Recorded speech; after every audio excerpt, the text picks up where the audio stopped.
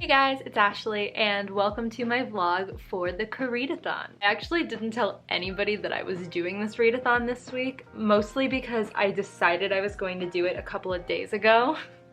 And here we are. So for those of you who have never heard of this, the Koreadathon is a week-long readathon where you read books centered around Korean main characters, Korean authors, Korean mythology, that kind of thing.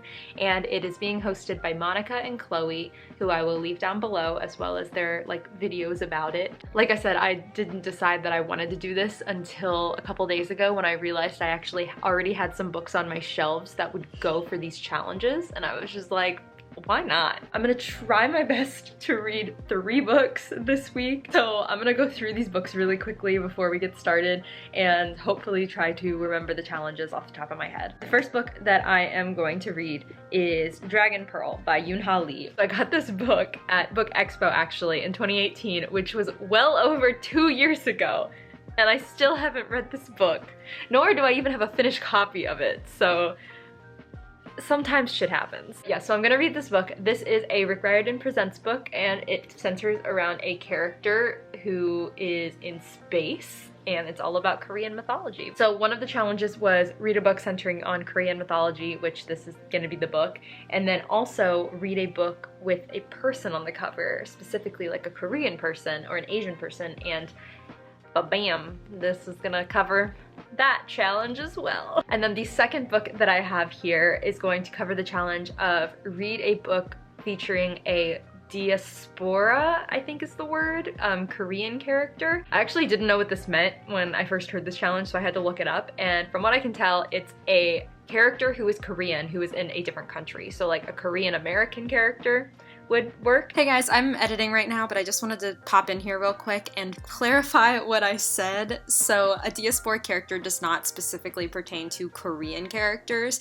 It just means the dispersion of a people from their original homeland, which is why a Korean American character would work in this instance, because we're not in Korea, we are in America. Diaspora can pertain to many different backgrounds, not just Koreans. So in that case, I picked Permanent Record by Mary H.K. Choi, which technically the main character is biracial. He's half Korean, half Pakistani, but he's still half Korean. Just because you're biracial doesn't mean that either of your backgrounds are any less valid. And then the third book that I have is actually the group book, which is The Silence of Bones, and this is a book that's like way far out of my comfort zone, to be honest. It's not only like a mystery thriller, I think, but it's also a historical fiction. It's set in the 1800s in a specific type of era in South Korea. I'm eager to read this and just like find out what the heck this is actually about.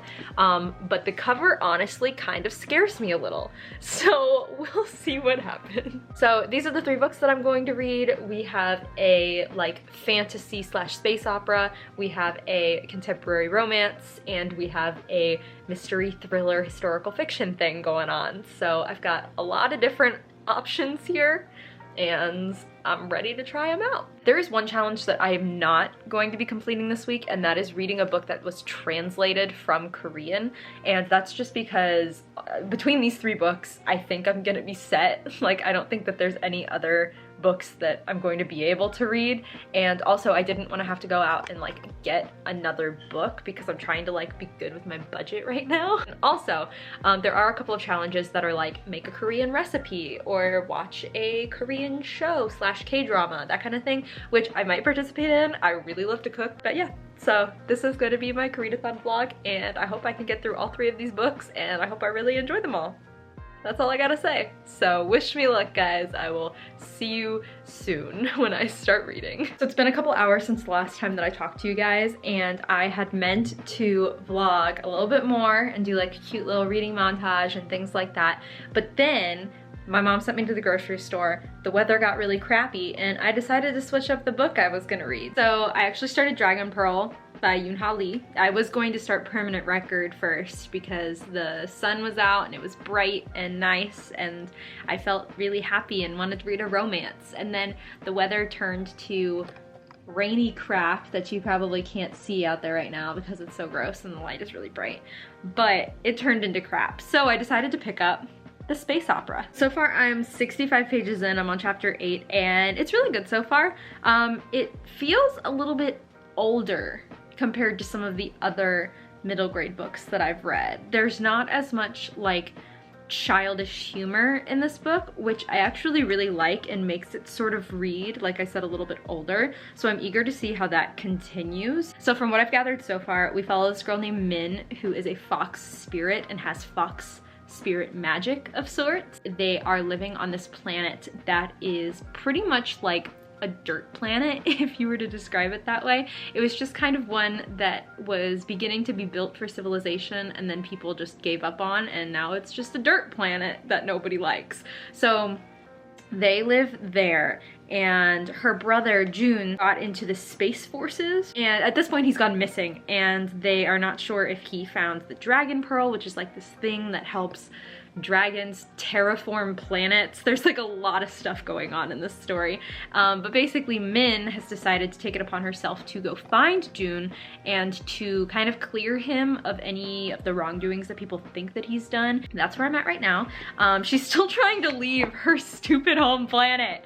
Oh my god, it's taking so long for her to get off this planet, but I really do like the way that it's going so far, so I'm excited to see what else is gonna happen. But anyway, that's all I got for now.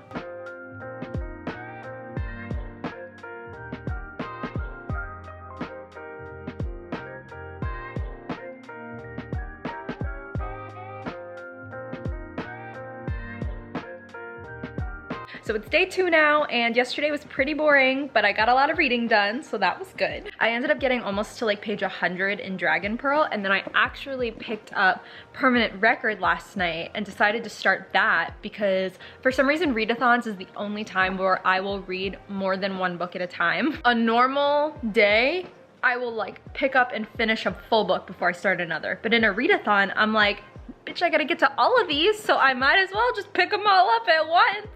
And I don't really know if that like helps me or not, but we're gonna hope it does. So anyway, I picked up Permanent Record and I'm really liking this so far. I've heard a couple of conflicting things about it, not with how like good or bad it is, because I actually do really enjoy it so far, but more so like I've heard people call this new adult, which I completely get so far reading this, but for some reason on the back it does say teen fiction ages 14 and up. Guys, I am like so bad at judging today's youth, which is like, makes me sound like such an old person. I'm only 22, but like, I don't know what 14-year-olds are into these days. When I was 14, I was in 8th grade, and I think I was still wearing capri shorts and like a button-down shirt to school, and now I don't think anybody has any dress codes anywhere, so that's cool. I didn't start like actually getting into like trends and things until I was probably in my junior year of high school, which is I don't even want to think back to freshman and sophomore year, but that's how long it took me to like actually get into like fashion trends and things like that. But I feel like everybody is starting off so much earlier now these days,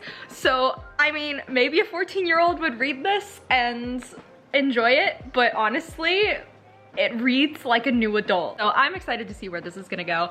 I actually didn't know this entire time that this story was about this guy. He works at a bodega in New York, and this like pop star comes in, and they have, I'm assuming they have like this romance. I haven't gotten that far yet. I'm only on page 75, so they met once and we haven't seen her again, so I'm assuming something happens. I mean, based on this cover, I'm pretty sure something happens. It's really, I really like it so far. I just really love his voice. I can't get over like how much I actually love his voice. And by voice, I just mean like his character. I don't know, man. I'm eager to see where this one is gonna go. And then I don't know when I'm gonna start The Silence of Bones. The book still kind of scares me every time I look at the front cover, but I'm going to at least try to read it. And I will probably enjoy it, but like I said, the cover just kind of freaks me out. So we'll see.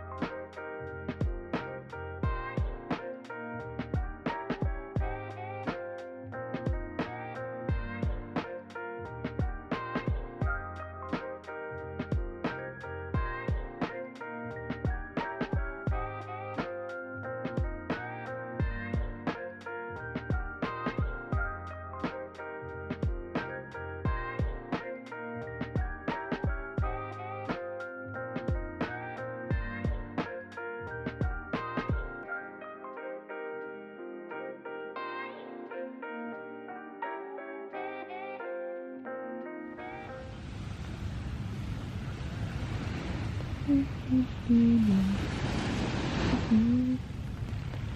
yeah.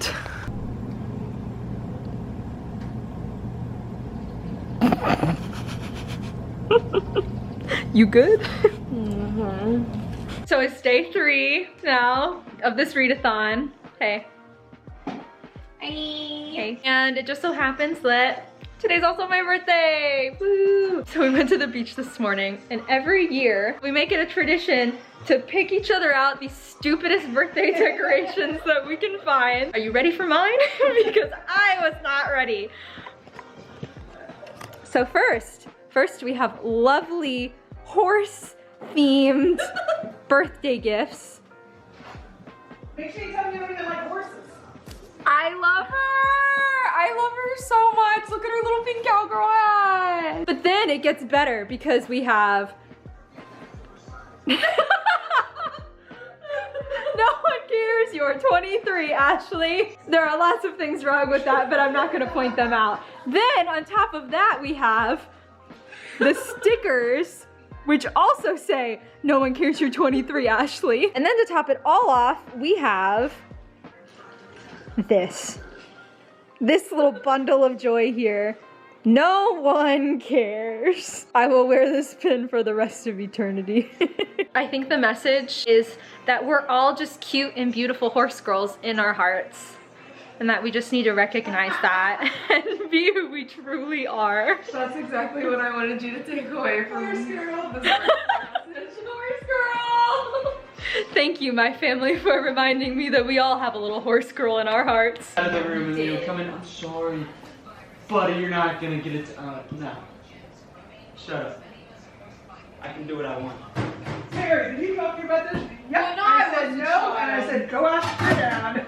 Back in my day. No, I said I didn't care. I still don't look at you. And now, here's a montage of some photos Amanda and Cody took when I wasn't looking.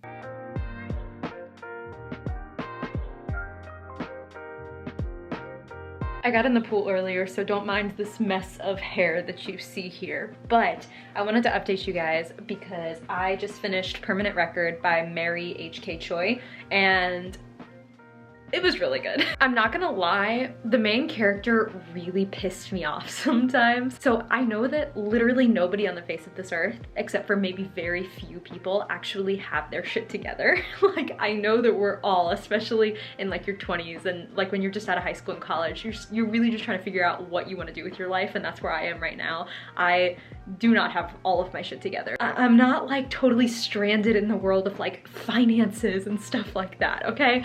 So like general adulting, let's just say, I can do that. Future stuff, let's not focus on that, but general adulting I can do. This guy, Pablo, pissed me off to no end because he could do literally nothing other than wallow and follow other people. He made me so mad sometimes, but that's what made the character arc and like the turnaround in the story really good, because he learns from that and he ends up becoming a much better person because of it. So I liked that part. Him throughout 90% of the story, could not stand, but he was also really funny, so that kind of made up for it in a way. I definitely thought that this was going to be more of like a romance story. I mean, you can tell from the front cover that it looks like a romance story, but I thought it was gonna be way more than it was. It was a lot like focused on his life, his family, how it relates to him, how he's like going through life, constantly worrying about himself and never putting his 100% into anything. The whole story is about him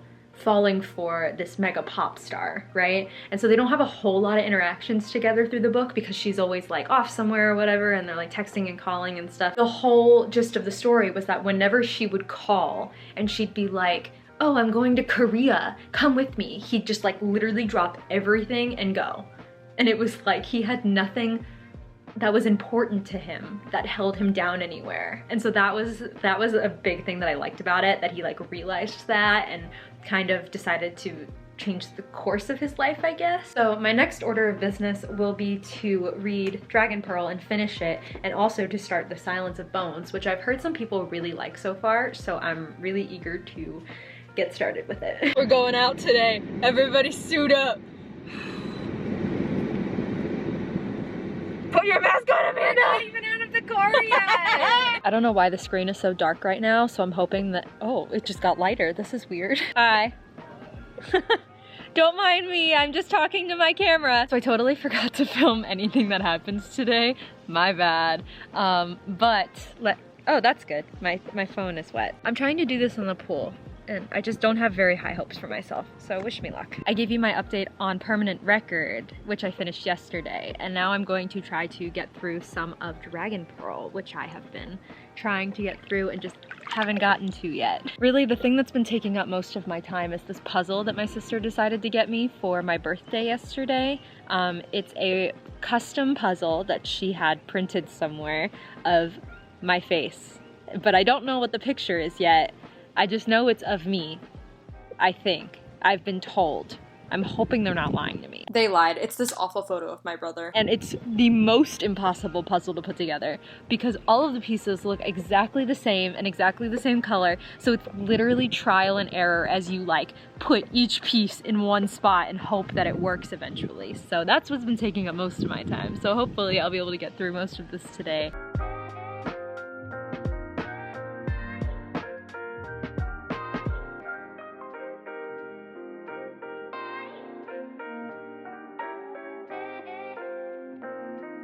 Hello, I'm back in the same position that I have been half of this video. I'm actually just getting ready to film a video right now, but I thought I would give you guys an update because I started the third book last night. So I started The Silence of Bones and I really like it so far. It's very different from what I'm used to reading. Not only that it's set in like a completely different country and continent, but also it's historical fiction, and also there's been a lot of death so far in it.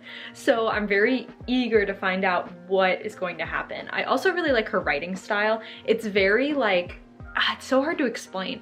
It's like to the point, but with enough of like a flourish that it makes reading it interesting. So I think I'm only on page like 30 maybe. So I'm not very far into it, but I'm hoping that I can read a lot more today and this weekend and maybe even finish this. Dragon Pearl, surprisingly, Dragon Pearl is my least favorite so far.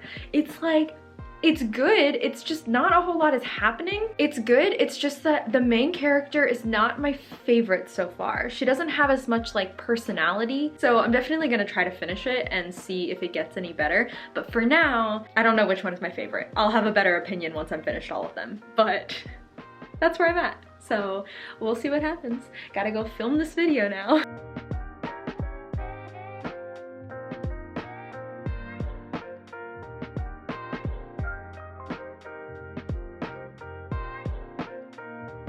I've been really bad at vlogging these past few days and I am so sorry. Even though it is Sunday, the last day of the Koreadathon, let me share with you what I managed to finish within the past day. So last night I managed to finish The Silence of Bones by June Her, which was a really good book, and I was really surprised by it because I didn't really have much expectations going into it. Other than that, like I said before, I think that this is just like a genre and a type of story that I'm just not used to, or is that not, it's not really within my comfort zone, but I really liked this. It's set in like the early 1800s in the Joseon area, I hope I'm saying that right, in Korea, which this takes place in what is today South Korea, in Seoul. But yeah, the time period was really interesting to read about because there's just all of these like societal rules, and a lot of this book has to do with like religion because at that time Catholics were being persecuted, and as far as I can tell from this, there was just a lot of like political turmoil and things happening,